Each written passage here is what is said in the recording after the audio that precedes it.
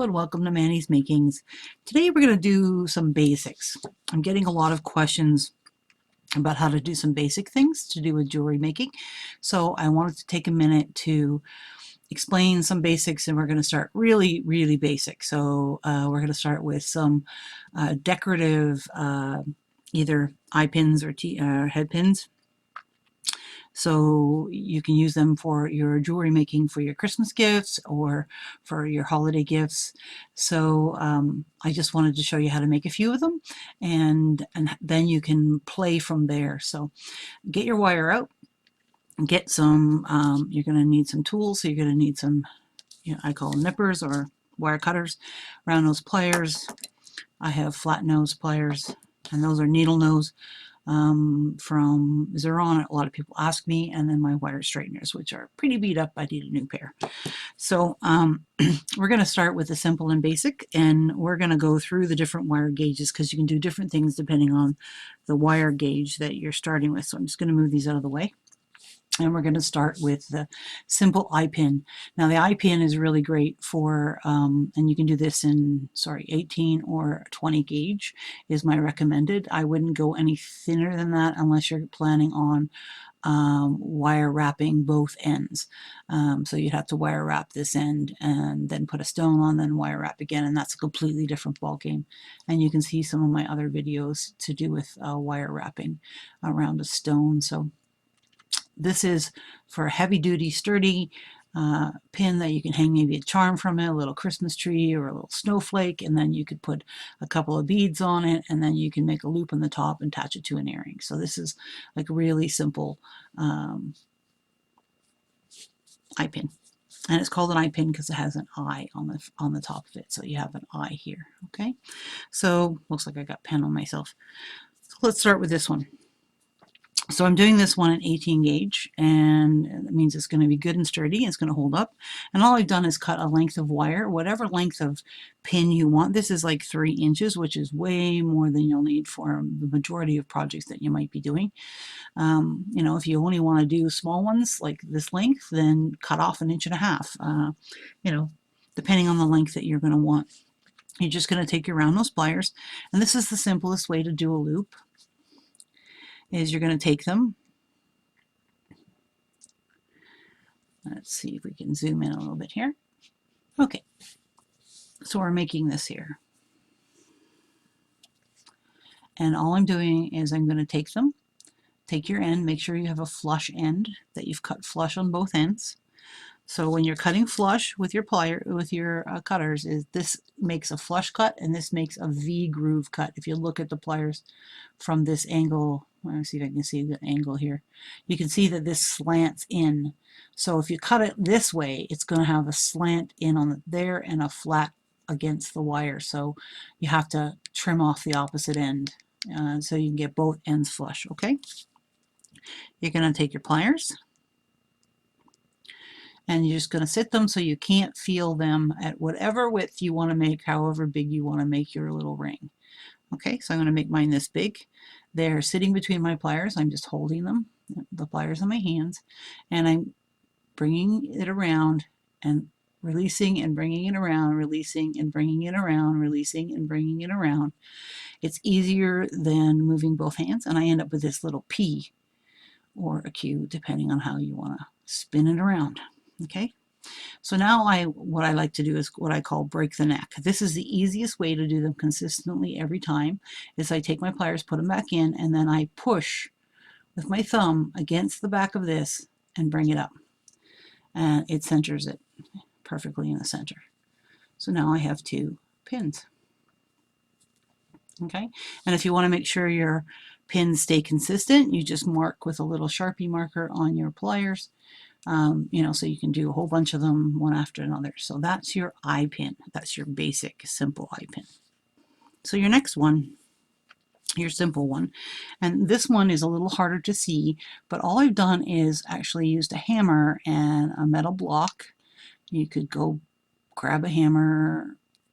You can use a metal hammer, but you could actually, if you really needed to, use a hammer as long as it's not old in your husband's garage if he has one or you have one, and any kind of steel surface that's hard, that's not going to move, and you can bang against it. So I'm going to show you a little bit of hammering, and I will mute the hammering so you don't have to worry. But you can see that it's sort of shiny and flashes at one end, and it's a little bit wider, and then it goes narrower, so that when you put a bead on, the bead gets caught by the width as this increases on the far end here. Okay, so all you do is you cut off whatever length you want. You know, when you're figuring out your designs, remember that you need to leave a little bit of space for them hanging, for the pieces hanging. So we're making this one, and I'm going to take, I have a little block. I'm just going to bring it in here, and it needs to be cleaned badly, and then I just grab my wire and I stick it down. Now when you're hammering, this is not like hammering like where you want to grab it and pound the snot out of it. This is where you want to do it light little taps, and you're going to push away like this when you're doing it. So you're almost like petting a cat, but you're like pounding and petting a cat. And I'm only raising my hammer about that far off of the block, and I'm just doing this kind of motion. Okay, I wanted you to be able to see that. So I'm going to go quiet now while I do this, and I'm just going to pound it, and you're going to see me turn it, and I'll pound the other side as well. Okay.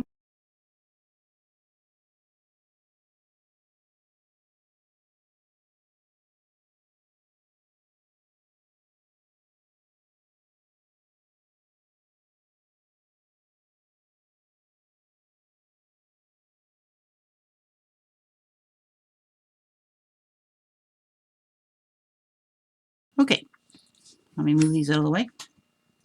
So when you get finished doing that, you have this paddle. But if you touch this bottom edge here, you're going to find out it's really sharp, because what I've done is I thinned the wire out at the end. Compared to this end, see how round that is? And see how this is sort of flattened out? Now you can flatten it out even more if you wish. It doesn't really matter. You can go a little, but just keep doing it, keep rotating it back and forth. Now just make sure you don't go sideways, because if you go sideways, then you're going to just make it a long taper. You want to go one side, the other side. Okay, not on the... All right, so what I do is I have lots of metal files, but I'm going to just show you with, this is just a file for your nails, for acrylic nails. You can use any kind of file you want. And I'm just going to show you that you can use a normal household file, and I'm just filing the ends in this way and in this way. Just giving them a light file. I'm not putting hardly any pressure on. I'm going to come across the top that way and come across the bottom that way. I'm going to give it a feel, and it's smooth. So I get a nice rounded tip, as you can see. Get a nice rounded tip, and it's not sharp.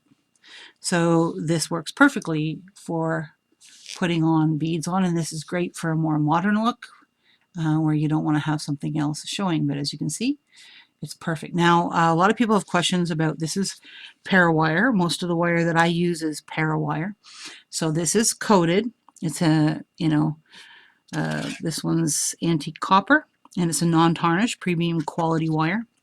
With Parawire, it will take some pounding. If you pound on a silver coated copper cord wire, if you pound it really thin, what will happen is the coating will break off, not break off, but it'll thin out so much that, and it'll spread the copper core outside. You'll have a little copper edge that'll be on this bottom edge here that you can file off, and you'll no longer see it. So it's up to you how you want to do it, but you can pound it. It will take a really good kicking.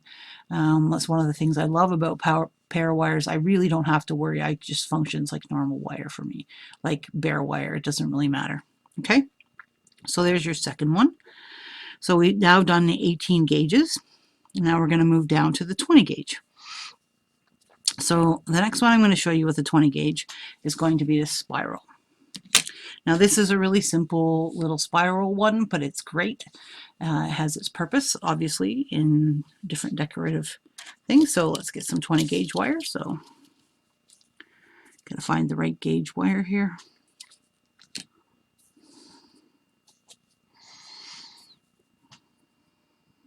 That's a paddle. There we go.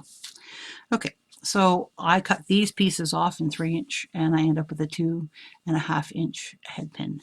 So I cut 3 inches off, And I'm going to use my little pliers, but if you have a round nose pliers with a really thin tip, then go for those. I don't have that. I'm going to put it on this way.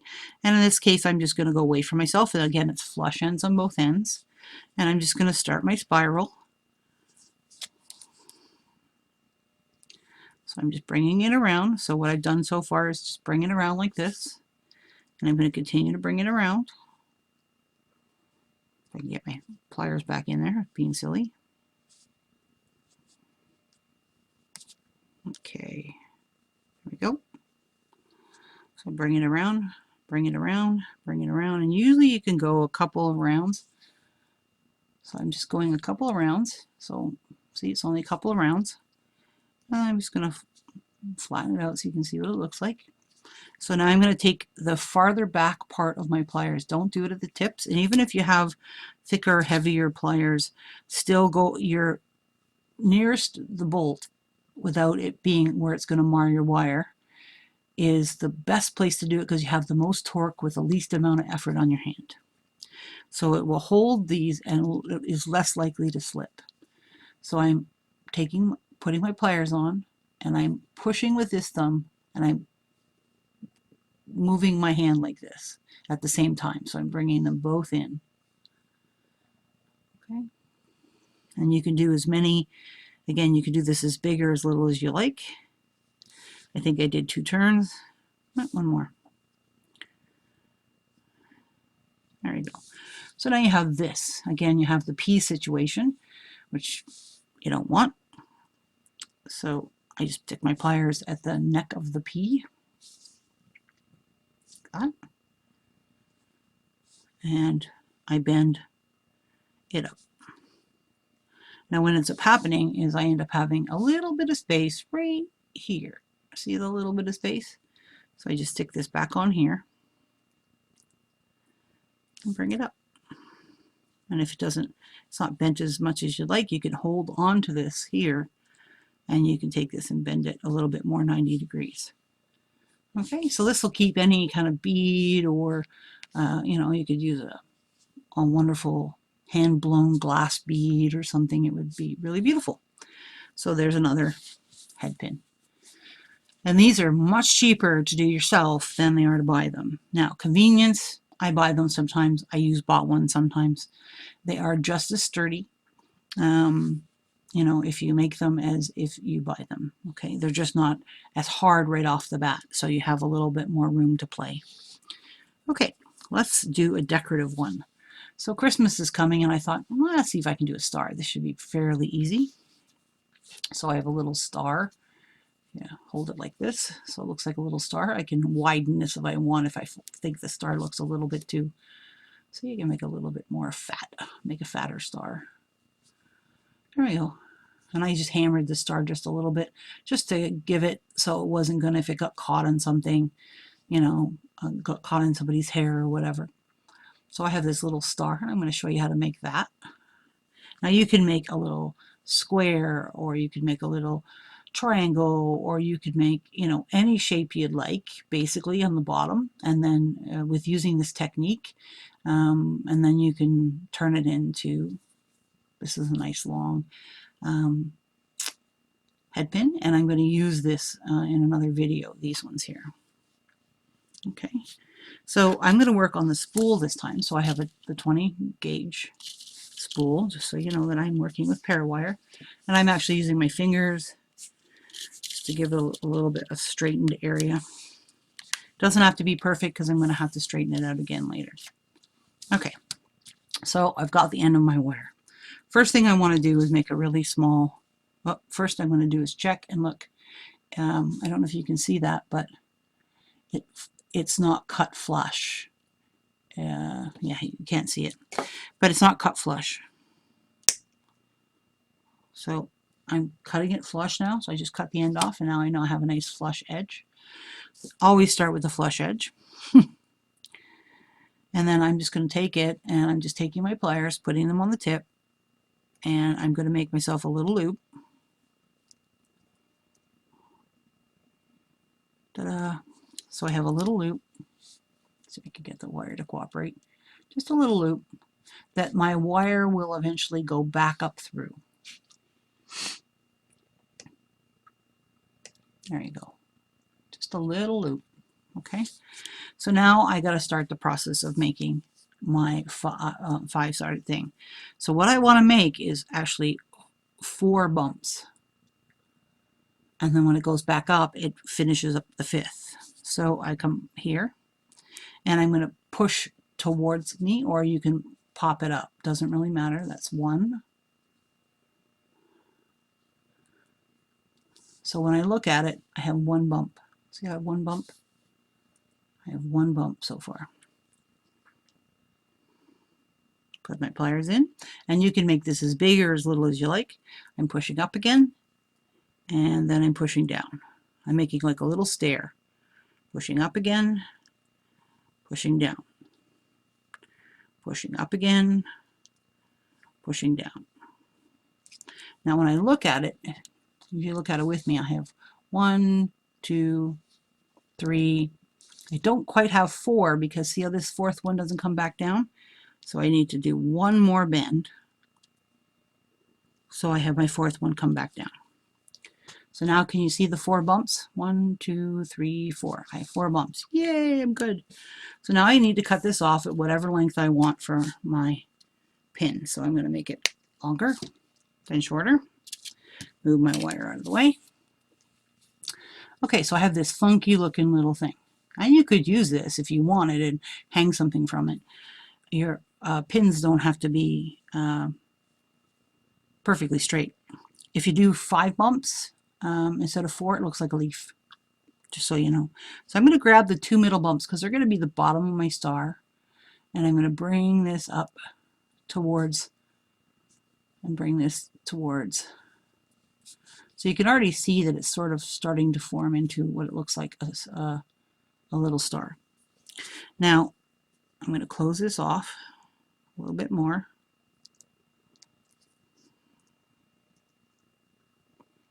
Just being persnickety. There we go. And then I'm going to take this wire, the big long one, and I'm going to gently fold it.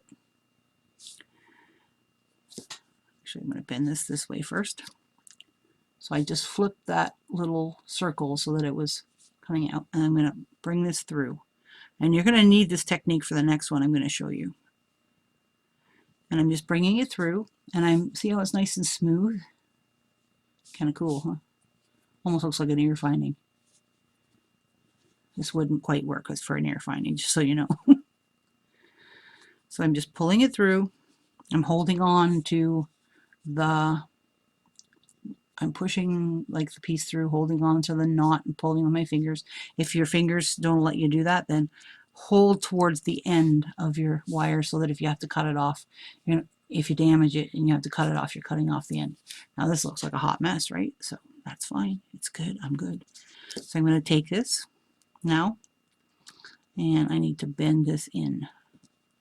So I'm going to grab a hold of that. I'm grabbing a hold of that, just the side of it. It'll let me. And I'm bending it. There we go. So it's 90 degrees to the base. What's going to be the base. So I have this funky looking little mess, right? So now I got to just straighten everything out. I'm going to pull this through a little bit more, shorten that star. That's a little too far. And I'm just straightening out the star. Some of them undid themselves a little bit, the 90-degree little bends that I made. See how I'm straightening out the star? I'm just taking it and flattening out these little bends to make them happy. And then I'm going to take it and squish this down nice and tight. There we go. So this is what I have. Looks kind of like a little star. I could bend this bottom in a little bit more. Make me happier. But you can tweak this as much as you like. Now that doesn't make me happier. Because I just shifted everything off to the other side. There we go. Now these are, if you measure them out exact, you can do them. But see how they're not even flat? That's why I just took a little hammer to them. So I'm going to take my wire straighteners. I'm going to hold on to this heart, You can do a heart shape too. Hold on to this star right up to where that little piece is. I'm just going to hold on to it. If you need to, you can hold on to it with your pliers right above where your beads are going to go on. And I'm going to take my wire straighteners and I'm just going to straighten it out. And I'm going to straighten it out. And I'm going to straighten it out. And that's what's so nice about this wire. It's totally forgiving. You got a little heart, a little star. I'm going to tweak it a little bit more. It doesn't look quite right to me. I think the top piece is a little too long.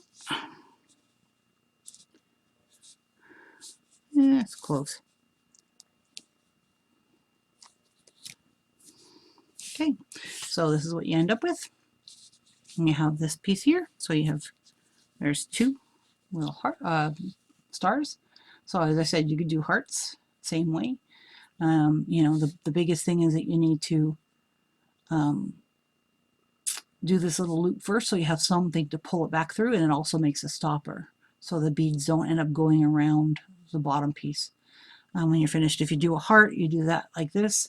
I would just do sort of a little bit rounded, a V, like a V point at the bottom and a little bit rounded. This little piece on the side, put it through, and then I would shape the little rounded parts a little bit more with my round nose pliers at the top, like I would round it out at the top, two top sides a little bit more. So then you have the V point at the bottom. Okay, so there's another set of pins, and this is the last one I'm going to do for you today. And this one's done with a 26 gauge wire. Now this is for fine stuff. It's not going to be really sturdy. It's great if you're doing a bunch of dangles or if you're putting a bunch of things.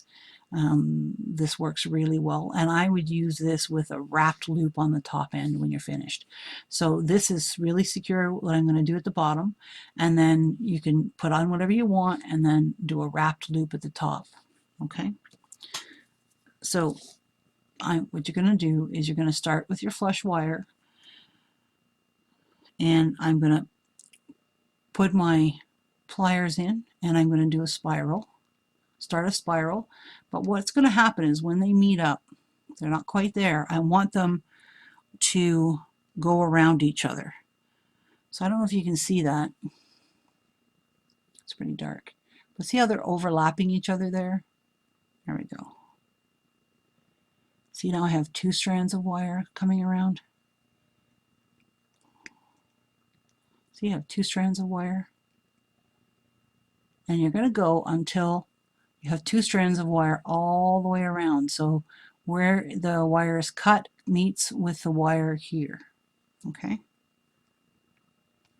So I have two strands of wire, and the cut side is right here, which is right where this wire is.